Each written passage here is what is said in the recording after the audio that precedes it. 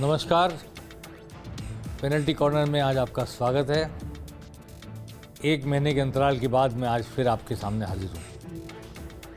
लगभग 7 महीने विधानसभा चुनाव में हमने आपके साथ बैठकर लगभग रोज चर्चा की, उतार चढ़ाव की राजनीतिक, सीट दर सीट। इसके बाद चूंकि लोकसभा चुनाव में कुछ देरी थी, एक महीने के अंतराल के बाद जब लोकसभा चुनाव की आग भभकने लगी है, गर्मी बढ़ने लगी है, वातावरण में तेजी आई है, तब मैं आपके सामने फिर हाजिर हूँ। कोशिश करूँगा कि लोकसभा चुनाव तक आपके साथ इसी तरह गुफ्तगू भी करूँ, बताऊँ भी आपको पर्दे के पीछे क्या, पर्दे के आगे क्या। आज की सबसे बड़ी घटना, विधायक महेंद्रजीत सिंह मालवीय जो कांग्रेस के दिग्गज नेता रहे हैं, बागड़ क्षेत्र से, बागीडोरा से एमएलए थे इसलिए कि आज इस्तीफा दे चुके हैं। कांग्रेस के टिकट पर विधायक चुनकर आए थे, इस्तीफा देके भाजपा में शामिल हो गए। कांग्रेस से भी इस्तीफा, विधानसभा से भी इस्तीफा। विधानसभा में फिर 199 सीटें हो गई, 200 विधायक एक साथ नहीं बैठ रहे, अब 199 बैठेंगे। अब ये इतना दिग्गज नेता कांग्रेस का, जिनको कांग्रेस ने सरपंच से सांसद तक बनाया, सरपंच भी बने कांग्रेस के टिकट पर, सांसद भी बने कांग्रेस टिकट पर, 4 बार विधायक बने, 2 बार कैबिनेट मंत्री बने गहलोत सरकार में। और गहलोत शायद वागड़ में इन पर जितना भरोसा करते थे उतना उन्होंने किसी पर भरोसा कभी नहीं किया। कांग्रेस पूरी तरह डिपेंडेंट थी। कांग्रेस का पर्याय माने जाते थे महेंद्रजीत सिंह मालवीय वागड़ के इलाके में। पिछले दिनों राहुल गांधी भी वहाँ गए थे, वागड़ में मान सम्मान सत्कार सब कुछ उन्होंने उनका किया था। आज जब इन्होंने भाजपा ज्वाइन की और बीजेपी का पल्ला थामते हुए बयान दिया और ये कहा कि राम मंदिर नहीं गई कांग्रेस, ये भूल थी, कांग्रेस में कुछ लोगों ने आला कमान को घेर लिया है, सच्चाई उन तक नहीं पहुंच रही, और ये भी कहा कि डबल इंजन की सरकार है, विकास करना है मेरे इलाके का तो मेरे को उन्हीं के साथ जाना पड़ेगा, जिनकी सरकार यहाँ है, जिनकी सरकार वहाँ है, और वहाँ है का मतलब वहाँ फिर भी वापस आने वाली है। इसलिए मैं अपने इलाके के लोगों के विकास के लिए, अपने क्षेत्र के विकास के लिए वहाँ जा रहा हूँ। भाजपा की सरकार राजस्थान में ऐसा नहीं कि पहली बार आई और दिल्ली में सरकार भाजपा की थी, ऐसा पहली बार हुआ दोनों जगह। तब भी महेंद्रजीत सिंह मालवीय विचलित नहीं हुए। अब अचानक विचलित हुए। राम मंदिर के प्राण प्रतिष्ठा समारोह के 1 महीने बाद उनकी अंतरात्मा ने करवट ली है और उन्होंने कहा है कि वो भाजपा के साथ जाएंगे। और उन्होंने कहा कि मैं वापस अपने घर लौट आया हूँ। किसी ज़माने में उन्होंने एबीवीपी से चुनाव लड़ा था कॉलेज का, उसको घर बता रहे हैं वो, और उसे घर नहीं बता रहे जहाँ पिछले 30 साल से यात्रा करते हुए राजनीतिक सरपंच से प्रधान बने, जिला प्रमुख बने, विधायक बने, सांसद बने, मंत्री बने, और इनकी पत्नी जो कि आज भी जिला प्रमुख हैं कांग्रेस की टिकट पर, फिर भी कांग्रेस पर आई हो गई। चलिए, उनका फैसला है, उन्होंने जो बेहतर समझा वो किया। हम राजनीतिक विश्लेषक के नाते न तो इस फैसले के खिलाफ है न पक्ष में, जो उन्होंने उचित समझा वो किया। सिर्फ ये विश्लेषण करना चाहता हूं मैं कि 25 में से 25 सीट जीतने के भारतीय जनता पार्टी के लक्ष्य के सामने अगर सबसे बड़ी बाधा जो 2-3 सीटें हैं, उनमें से एक सीट थी बांसवाड़ा डूंगरपुर। ये कंबाइंड है, 2 जिलों से मिलकर सीट बनी है, बांसवाड़ा डूंगरपुर। और यहाँ परंपरा ये है कि एक बार बांसवाड़ा का आदमी चुनाव लड़के जीतता है, दूसरी बार डूंगरपुर का लड़ता है, आपस में तय कर रखा है अनऑफिशियली। इस बार बारी बांसवाड़ा की थी और कांग्रेस का पूरा मन था कि महेंद्रजीत सिंह मालवीय या उनकी पत्नी रेशमा मालवीय को चुनाव लड़ाए। ये महेंद्रजीत सिंह मालवीय को पता थी बात, इसके बावजूद उन्होंने कांग्रेस छोड़ी। इसका अर्थ ये है, उन्हें लगता था कि कांग्रेस टिकट लड़कर शायद नहीं जीत पाएंगे। 8 में से 4 विधानसभा क्षेत्रों में इस वक्त कांग्रेस काबिज है। इस लोकसभा क्षेत्र में वागड़ वो इलाका है जो टीएसपी क्षेत्र में आता है, ट्राइबल स्पेशल प्लान। यहाँ पर सरपंच से लेकर सांसद तक के सारे निर्वाचित पद, रिपीट कर रहा हूं मैं इस बात को, सांसद से लेकर सरपंच तक के सारे पद अनुसूचित जनजाति के लिए रिजर्व हैं। वहाँ न तो सवर्ण चुनाव लड़ सकता है, न अनुसूचित जाति के लोग चुनाव लड़ सकते हैं। सिर्फ अनुसूचित जनजाति के लोग ही चुनाव लड़ सकते हैं। ऐसे ट्राइबल स्पेशल प्लान के इलाके में, टीएसपी एरिया में, नेचुरली नेता तो वही बनेगा जो अनुसूचित जनजाति का होगा। और महेंद्र सिंह मालवीय उस इलाके के एक छत्र सबसे बड़े नेता हैं, इसमें कोई दो राय नहीं। और अशोक गहलोत ने हर बार उनको तरजीह देकर के और बड़ा बनाने की कोशिश की। ये जरूर है कि एक बार वो हिचके जब सचिन पायलट बगावत कर रहे थे, उनका मन किया उधर जाने का, लेकिन बाद में संभल गए और अशोक गहलोत के साथ आ गए। अब मैं आपको 2-3 बातें ऐसी बताना चाहता हूं जो शायद किसी चैनल ने, किसी विश्लेषण करने वाले ने नहीं कही होंगी। महेंद्रजीत सिंह मालवीय के सगे समधी धन सिंह रावत हैं, जो पहले विधायक रह चुके हैं बीजेपी के, और बीजेपी की टिकट पर उन्होंने बांसवाड़ा चुनाव लड़ा था, हार गए। एक बात। दूसरी बात ये कि महेंद्रजीत सिंह मालवीय के समधी को जिस व्यक्ति ने चुनाव हराया कांग्रेस के, अर्जुन बामनिया, उनके और महेंद्रजीत सिंह मालवीय के 36 का आंकड़ा है। वागड़ की राजनीति में, वागड़ की कांग्रेस की राजनीति में अगर कोई 2 ध्रुव है तो महेंद्रजीत सिंह मालवीय एक ध्रुव थे, दूसरे ध्रुव अर्जुन बामनिया थे। और महेंद्रजीत सिंह मालवीय की पत्नी जिला प्रमुख है रेशमा मालवीय, तो विकास बामनिया, अर्जुन बामनिया के बेटे उप जिला प्रमुख हैं। और जिला परिषद में भी 2 खेमे बने हुए हैं, जैसे कांग्रेस में वहां 2 खेमे बने हुए हैं। महेंद्रजीत सिंह मालवीय खेमा, अर्जुन बामनिया खेमा। जिला परिषद में भी झगड़ा होता है, कांग्रेस में भी झगड़ा होता है, चुनाव में भी होता है। और अर्जुन बामनिया ने शिकायत भी की थी कि अपने समधी को जिताने के लिए महेंद्रजीत सिंह मालवीय ने कांग्रेस की खिलाफत की है भीतर खाते। ये अर्जुन बामनिया का आरोप है। हम नहीं जानते सच्चाई क्या है, लेकिन धन सिंह रावत चुनाव हार गए। धन सिंह रावत वहाँ पर बीजेपी का एक बड़ा चेहरा है, और उनके सगे समधी महेंद्रजीत सिंह मालवीय जो कांग्रेस का बड़ा चेहरा थे, आज बीजेपी में आ गए। उम्मीद यही है कि महेंद्रजीत सिंह मालवीय लोकसभा का चुनाव लड़ेंगे और रेशमा मालवीय उनकी जगह बागीडोरा से बीजेपी की प्रत्याशी होंगी, उपचुनाव जब होगा तब। उम्मीद है, मैं नहीं कह रहा ऐसा कुछ सौदा हुआ है, कुछ तय हुआ है, ये नहीं कह रहा मैं। ऐसा राजनीति के हलकों में माना जा रहा है कि महेंद्रजीत सिंह मालवीय अब भाजपा के लोकसभा क्षेत्र में प्रस्तावित प्रत्याशी होंगे और उनकी सीट पर या तो धन सिंह रावत लड़ सकते हैं, समधी को ला सकते हैं, या उनकी पत्नी रेशमा मालवीय आ सकती है। धन सिंह रावत चुनाव हार गए थे विधानसभा का, कोई बात हो सकती है। कांग्रेस के लिए इस बुराई में भी एक अच्छाई छुपी है। मैं ये नहीं कह रहा कि कांग्रेस इनके जाने के बावजूद मजबूत रहेगी और जीत जाएगी, ये सब मैं नहीं कह रहा। गोविंद डोटासरा ने कहा है और कांग्रेस के लोग कह रहे हैं, वो उनकी जाने, उनकी पार्टी क्या स्थिति होगी वो जाने। लेकिन मैं ये कहना चाहता हूं कि भारतीय जनता पार्टी में जाने के बाद जो लड़ाई कांग्रेस में अंतरकलह थी, वो चौड़े सड़क पर आमने सामने की बाहर होगी। और बरगद के नीचे घास नहीं उगती है, तो ऐसे इतने बड़े बरगद हो गए थे महेंद्रजीत सिंह मालवीय की नई पीढ़ी पनप ही नहीं रही थी कांग्रेस में। हो सकता है कांग्रेस ये लोकसभा चुनाव हार जाए, पर कांग्रेस में नया नेतृत्व जन्म लेगा, नई पीढ़ी को मौका मिलेगा, जिनको महेंद्रजीत सिंह मालवीय के बड़े वटवृक्ष के नीचे आने की वजह से देखा नहीं जा सकता था, भूमिका नहीं दी जा सकती थी किसी काम की। उन सब के लिए नई पीढ़ी को लेकर कांग्रेस के लिए एक मौका है महेंद्रजीत सिंह मालवीय का कांग्रेस से बाहर जाना। उस कांग्रेस के लिए मौका है जो नई पीढ़ी को अगर आगे लाने की कोशिश करेगी तो नया नेतृत्व जन्म लेगा और कांग्रेस नए सिरे से वहां पर खड़ी हो सकती है। इस मौके को गंवा दे कांग्रेस तो गंवा दे, उन पर है। लेकिन एक मौका महेंद्रजीत सिंह मालवीय ने अपनी तरफ से कांग्रेस को दे दिया। हारे जीते लोकसभा चुनाव वक्त बताएगा, क्योंकि इस बार बारी बांसवाड़ा की है। कांग्रेस का भी प्रत्याशी बांसवाड़ा का होगा, बीजेपी का प्रत्याशी बांसवाड़ा होगा।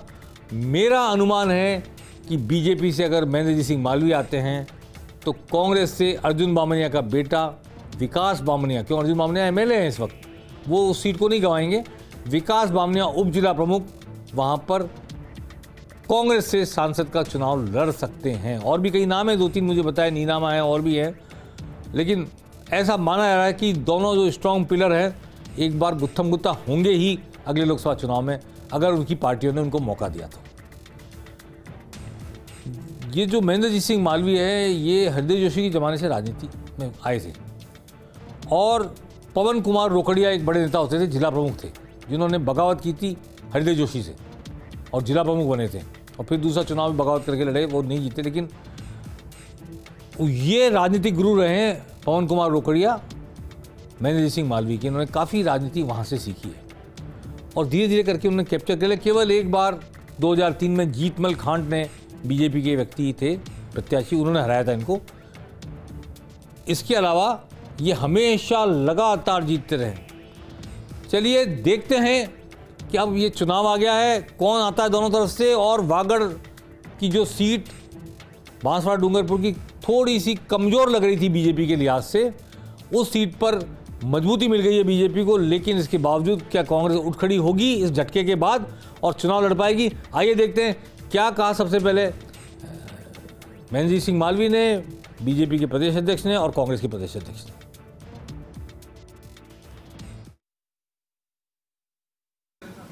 भारतीय जनता पार्टी और मोदी साहब का सवाल है, अमित शाह साहब का सवाल है, डबल इंजन की सरकार। देखते ही देखते देश और दुनिया में हिंदुस्तान की जो ताकत बढ़ी है, हिंदुस्तान को लोग जिस नज़रिए से देखने लगे हैं कि क्या हिंदुस्तान था और क्या हिंदुस्तान आज बन गया, ये कोई काम कर सकता है तो भारतीय जनता पार्टी की नीतियाँ और आदरणीय मोदी साहब।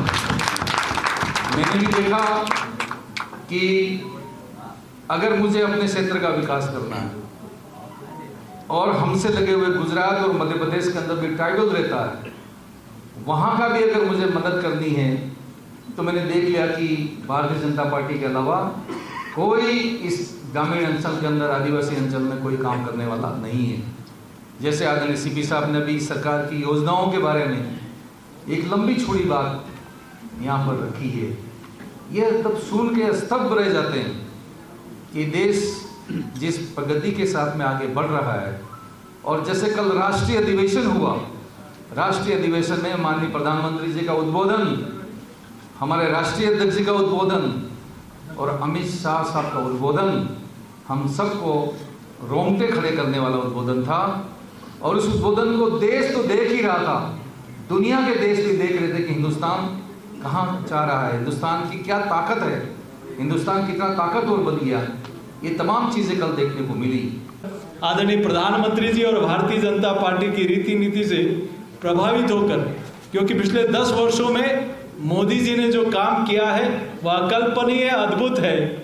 और आज महेंद्र मालवीय जी जो क्षेत्र के वरिष्ठ नेता हैं, आज भारतीय जनता पार्टी की सदस्यता ग्रहण कर रहे हैं। निश्चित रूप से पूरा परिवार, हम सब लोग कल ही भारतीय जनता पार्टी के राष्ट्रीय अधिवेशन से आए हैं। निश्चित रूप से इस देश में चाहे G20 हो, चाहे नए संसद हो, चाहे नारी वंदन अधिनियम हो, चाहे इस देश में अनेक ऐसे काम हो जिसको देश वर्षों से इंतजार कर रहा हो, चाहे अयोध्या में प्रभु श्री राम लला का मंदिर हो, चाहे धारा 370 हो, चाहे हर गरीब को प्राथमिक सुविधाएं और व्यवस्थाएं दी हो, चाहे महिला का उत्थान हो, चाहे युवाओं के सपनों की उड़ान हो, चाहे गरीब हमारे अन्नदाता हो, चाहे किसान के क्षेत्र में उसकी खुशहाली के लिए जो अब की बार भी इन्होंने स्वयं के अलावा सबको हराने के लिए काम किया, वहाँ अपने ज़िले में और अपने संसदीय क्षेत्र में। लेकिन नीनामा जी, रमीला खड़िया जी, हमारे घोगरा जी और अर्जुन बामनिया जी वो चुनाव जीत करके आ गए। और चुनाव जीतने के बाद में इनका धरातल बिल्कुल खिसक गया, इनका जनाधार खिसक गया। और पिछली दफ़ा भी इनको 2.5 साल तक पार्टी ने इसलिए नहीं बनाया था कि पिछली दफ़ा भी ये शिकायत थी कि इन्होंने बाकी के साथियों को हराने के लिए काम किया है। ऐसे में 2 साल बाद में इन्होंने पार्टी आलाकमान के पास जाकर के माफ़ी मांगी थी कि मैंने ऐसा काम नहीं किया और फिर भी अगर पार्टी महसूस करती है तो मैं भविष्य में इस प्रकार की कोई गतिविधि नहीं करूंगा जिससे। देखिए, तो ये गए तो जिनके पास गए उन्होंने स्वागत किया, जिन्हें छोड़कर गए वो कोस रहे हैं उनको। अब ठीक है, ये राजनीति में चलता रहता है, इसमें कोई दो राय नहीं कि एक मजबूत पाया पकड़ा है महेंद्र सिंह मालवीय ने और भारतीय जनता पार्टी ने एक मजबूत स्तंभ को अपने हाथ में ले लिया है, हाथ से छीन कर।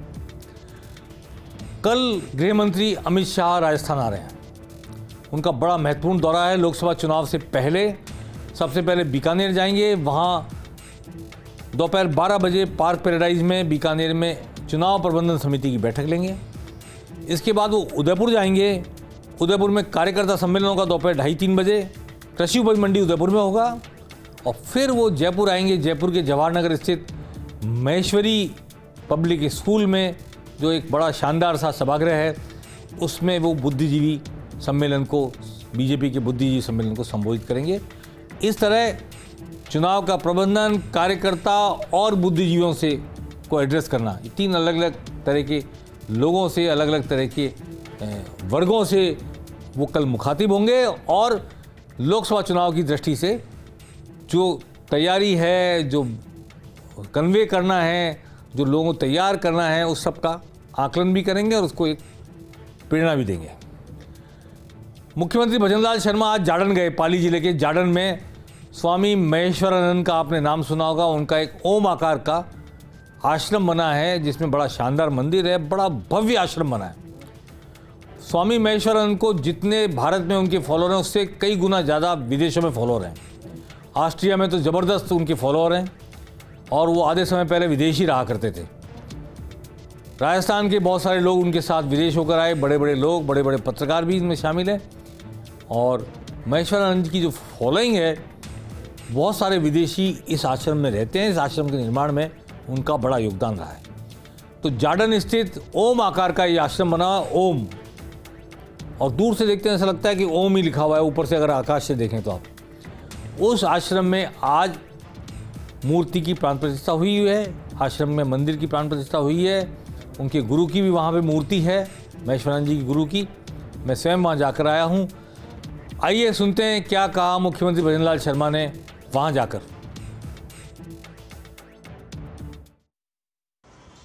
दिव्य ओम आश्रम में प्राण प्रतिष्ठा के भव्य महोत्सव में आकर अद्भुत एवं अलौकिक अनुभव प्राप्त हो रहा है।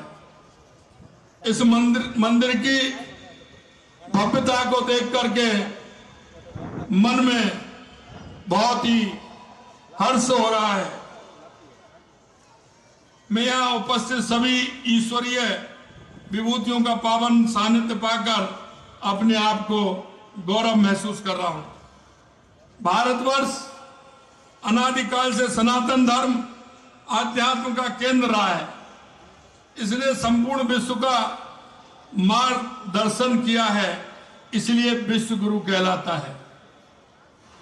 यह विश्व का पहला ओमकार में आश्रम है, जिसने विगत 28 वर्षों की अनवरत साधना के बाद आज साकार रूप प्राप्त किया है। इस भव्य मंदिर में भारतीय वास्तुकला, शिल्पकला और स्थापत्य कला का उत्कृष्ट और अद्भुत सामंजस्य। वाकई आश्रम तो ऐसा है कि जो जाएगा वो देखता रह जाएगा, और जो देखता रह जाएगा वो बार बार वहाँ जाएगा। ऐसी स्थापत्य कला, मूर्ति कला और ऐसा आध्यात्मिक माहौल और ओम आकार का आश्रम दुनिया में अकेला।